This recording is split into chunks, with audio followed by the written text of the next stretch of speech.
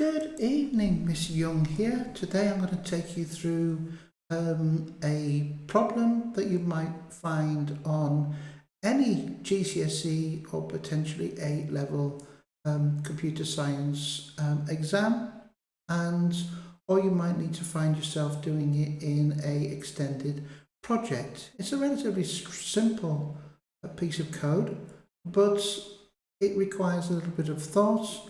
So we're going to do that. This first video, I'm just going to take you through how we might attack the problem in writing. Then I'm going to do another video which takes the problem and does it in OCR exam reference language for those of you taking OCR. I'm then going to do it in Cambridge IGCSE pseudocode. Then I'm going to do it in Python for those of you who are doing Edexcel. Alternatively, OCR allows you, in addition to a reference language, to use Python. It allows you to use Visual Basic, C#, Java, JavaScript. It actually allows PHP as well as Delphi and regular basic. I'm just going to cover Python, C#, Java, Visual Basic and JavaScript, and each of those will form their own video. So let's look at the task. So we want to write a program that will allow the user to enter a number between 0 and 255. We should validate that number. We convert that number to hexadecimal and then output that number. Well, there are two sides to this. The first part is converting the number to hexadecimal, and I think we ought to remind ourselves how we do that. So if we take the number 20, for example, in decimal, how do we convert that? Well, we should write down the placeholders and ask ourselves, how many whole times does 16 go into 20? And the answer is 1. Then we should ask ourselves how many times, how many numbers are left, and the answer would be 4. So the number 20 in hexadecimal would be 1, 4. Okay, so we initially divide this number whole times by 16, take the remainder, and we can do that because this is a number between 0 and 255, which gives us a maximum value of FF, which is a 2-digit hexadecimal number.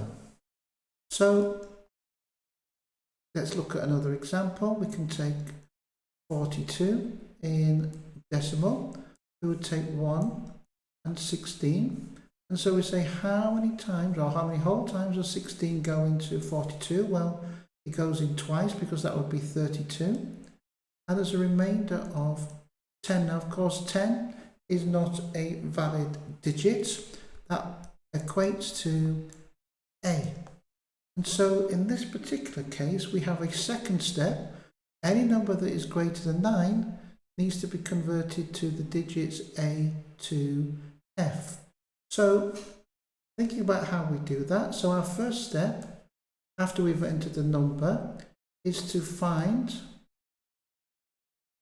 how many whole times the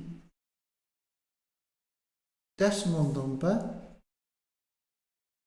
can be divided by 16. And we can do that by using integer division, or div 16. Div 16 will give us the total number of times, a whole number of times, 16. So if we have, like I said before, if we had the number 20, well, 20 div 16 gives us 4. Then that's for our first digits. Then for our second digit, we need the remainder. So we find the remainder, and we can use good old mod operator for that. If we do mod 16, in this case, if we did 20 mod 16, and you can see that I've been silly here. 20 div 16 is 1, 20 mod 16 is 4, and so the first digit was 1, the second digit is 14, and then we have that. But of course the next step is to convert any digit greater than 9 to A to F.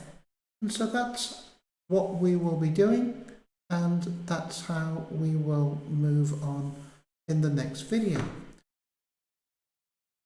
So hopefully that video has been helpful for you, and I'll join you back for the next video.